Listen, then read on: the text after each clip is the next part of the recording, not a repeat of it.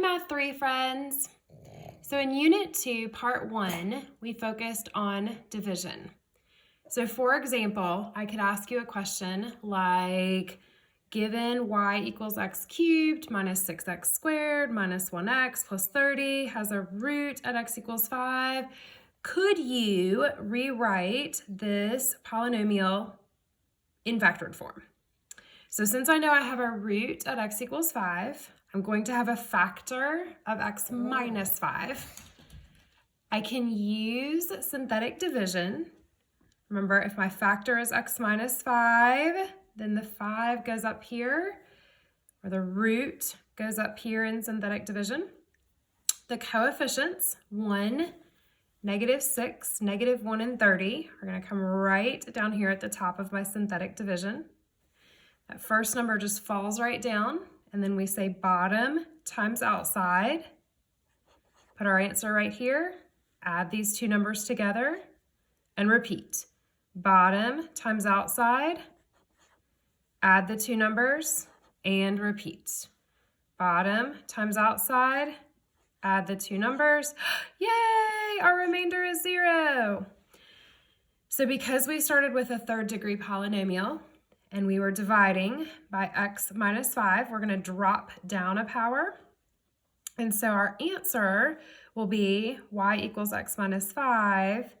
And then this information from our synthetic division answer will tell us that we have x squared minus 1x minus 6, which from my Math 2 knowledge, I can continue factoring. I'm looking for two numbers that add to -1 and multiply to -6. And I think those two numbers are x minus 3 and x plus 2. So we've already done this. We've taken a quiz on this. We should be pretty good at this. Unit 2, Part 2 is going to delve into the world of graphing these polynomials. So that same polynomial that we just did on the first page, written in standard form or written in factored form, if we use our graphing calculator or Desmos to graph this, we should see a graph that looks a little something like this little green graph that I have going on here. Might be a little bit tough to see. We might have to change our window a little bit on Desmos or on the calculator. But we should see that we have some roots at x equals -2, +3, and +5, right? -2, 3, and 5 are where we're crossing the x-axis. The y-intercept, like I said, we might have to shift our window a little bit. Our y-intercept is at 0, 30, which we can actually see right out here. The other thing we can see is as the graph moves to the right, the y values are going up. They're getting bigger.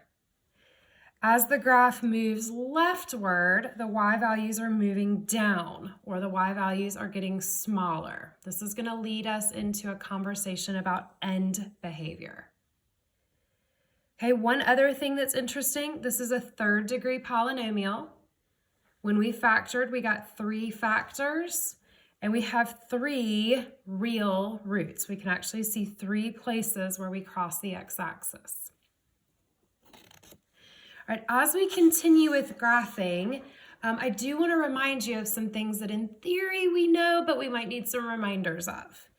If we graph y equals x, we get a little graph that looks like this. We have 1 real root, and this graph is what we call linear. Now, as I said earlier, as x moves to the right, y moves up.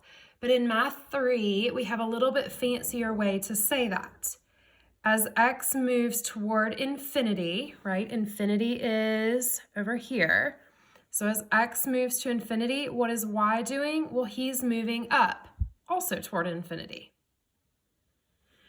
As x moves left, okay, so as the graph is moving left, y is moving down. So as we move left, we're moving down. Again, fancy way to say that, as x heads off to -infinity, y heads off to -infinity. Okay, y equals x squared. We've already met this. We met this in math too. He does only have one real root, but he's second degree.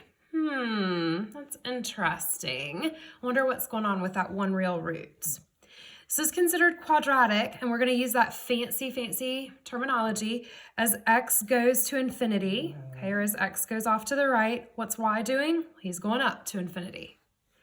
As x heads off to the left, or as x heads off to negative infinity, what is y doing? He's going up. He's heading off to infinity. And lastly, we may know our cubic graph. This may be newish to us.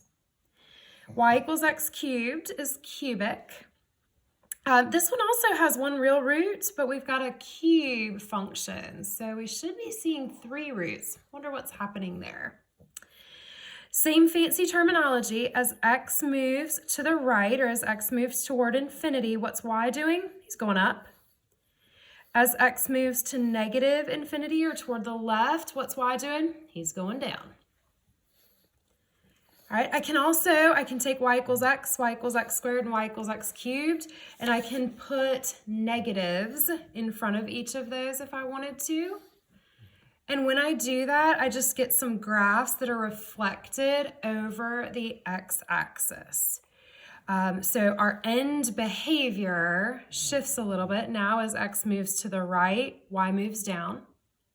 As x moves to the left, y moves up. When we graph y equals negative x squared, as x moves right, y moves down. As x moves left, y moves down. And y equals negative x cubed, as x moves right, y moves down. As x moves left, y moves up. All right, so that leads us into some more interesting functions. So what if instead of y equals x or x cubed or x squared, what if I decided to graph y equals x plus 5 cubed, and then just for the sheer joy of it, multiplied by x minus 1? So I'm going to use Desmos or my graphing calculator, and I'm going to get a graph that looks kind of like the one that you're seeing my finger point at. If we actually multiplied this polynomial out, we would get x plus 5 times x plus 5 times x plus 5 times x minus 1, and we would eventually get to this fairly complicated looking 4th degree polynomial, right? He has an x to the 4th and a bunch of stuff afterwards. I'm really only interested in this first exponent. And honestly, I could have seen that first exponent by saying x cubed times x, which is x to the 4th. Now, there is a bit of a conundrum here. We have a 4th degree polynomial, but we only have 2 roots. We should have 4. So because x plus 5 is to the 3rd power, his root, x equals negative 5, is actually going to be used 3 times. So we call that having a multiplicity of 3. He's sort of being used 3 times. And if you notice that root that's being used 3 times, he has this like little twist to him. He starts to look a little bit like a baby or a tiny x cubed graph. Over here, the x minus 1, well, he has the root x equals 1, and he's only used 1 time. He has a multiplicity of 1. And when we graph, we see that that graph almost just looks like a line. He's not looking like he has any kind of twist to him. So when we have a multiplicity, of 3, we actually end up going through the x-axis, but we kind of go through with a little twist. When we have a multiplicity of 1, we go through the x-axis, but there's no twist. It's more of just like a straight shot through. So we end up with a 3rd degree root and a 1st degree root, or a root with a multiplicity of 3 would be a better way to say that, and a root with a multiplicity of 1 here. Okay, another example, just so you can kind of compare and contrast. This little friend has x minus 1 squared, x plus 1 cubed. Again, I don't really care what the rest of this is doing. I have x to the 1st, x to the 2nd, x to the 3rd, x to the 1, x to the 2, x to the 3. That's going to give me a total of x to the 6th. So he should have 6 roots. His first root, if we set x equal to 0, we get x equals 0, e to the power of 1. If we set x minus 1 equal to 0, we get x equals 1. And that is to the second power, so he has a multiplicity of 2. X plus 1, if we set that equal to 0, x should equal negative 1, and that's going to have a multiplicity of 3. So again, grab your calculator, grab Desmos, whatever you use to graph. And what we should be seeing is this root over here at negative 1, okay, he's right here. Because he has a multiplicity of 3, he kind of does this little twist as he goes through x equals negative 1. The graph has a little twist as it goes through negative 1. The root at x equals 0 has a multiplicity of 1. So as he goes through the x-axis, he kind of looks like a tiny linear. He's pretty straight. The graph is pretty straight as the graph goes through x equals 0. This root, x equals 1, has a multiplicity of 2. At x equals 1, the graph actually doesn't go through the x-axis.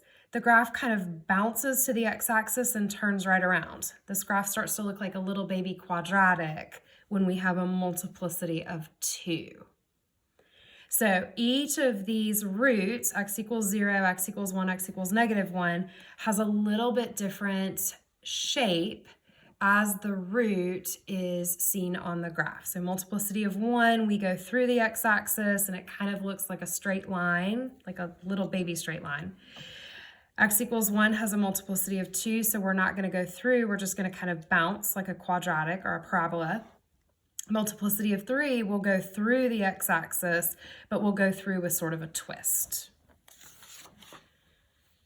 All right, so a little summary.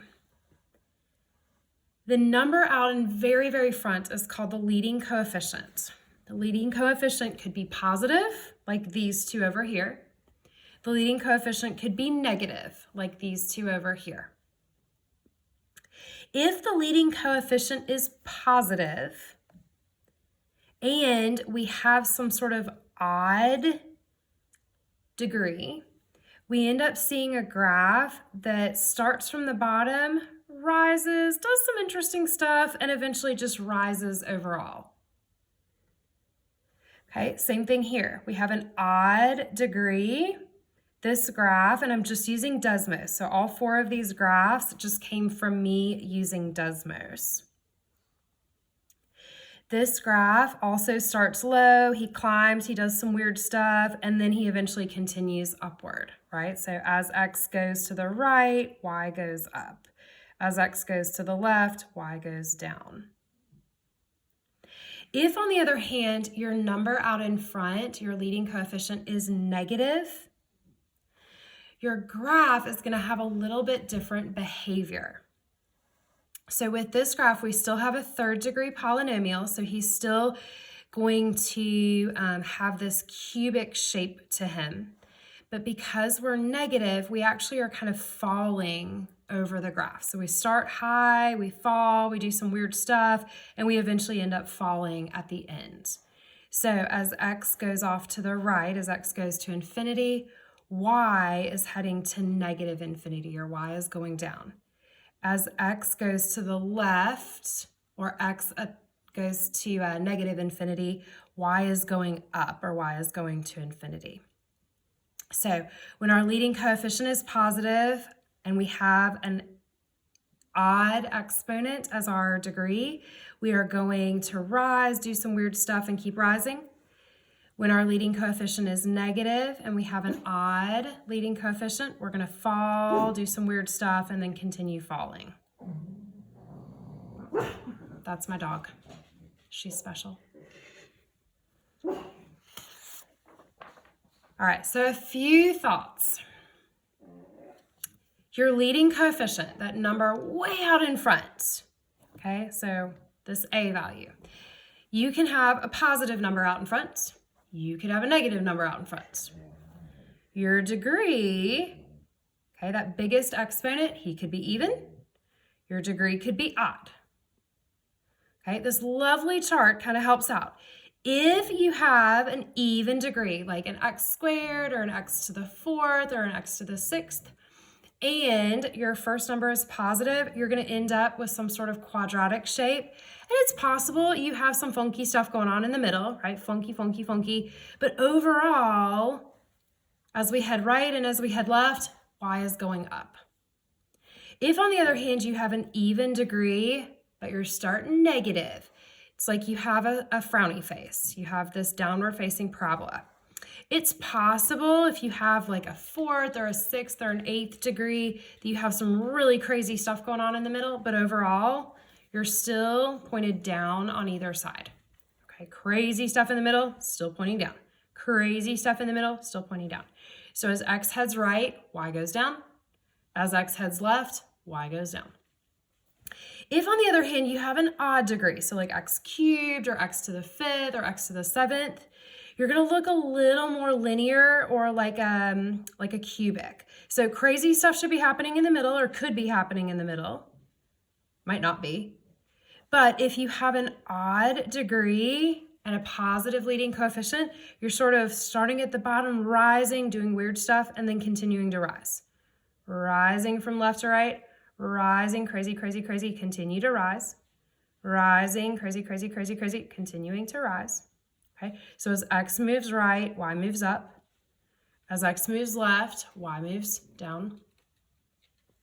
If you have an odd degree, but you have a negative leading coefficient, you're going to see this kind of downward trend. So you're going to start high and fall. Start high and fall. Start high, maybe some wacky stuff in the middle, and fall. Start high, a little bit of wacky in the middle, and fall. Start high, fall.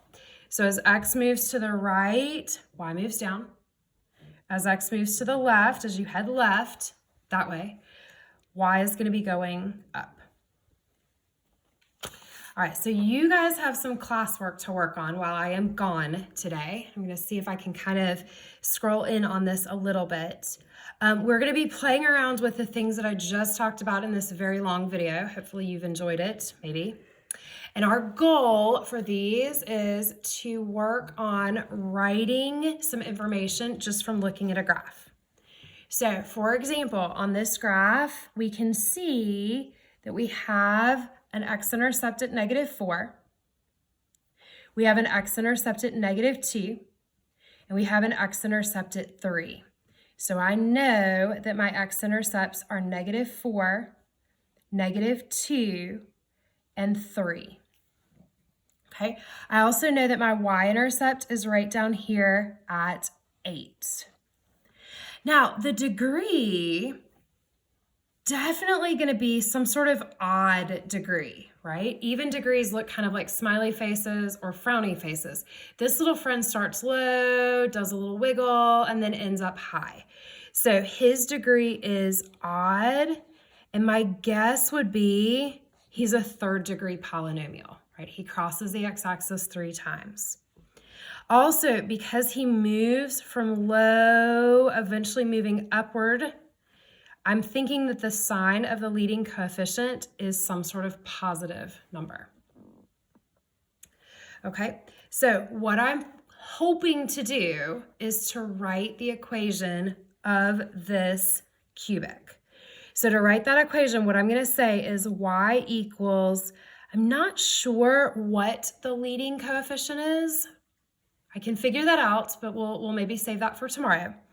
And I'm going to say a times x plus 4 times x plus 2 times x minus 3.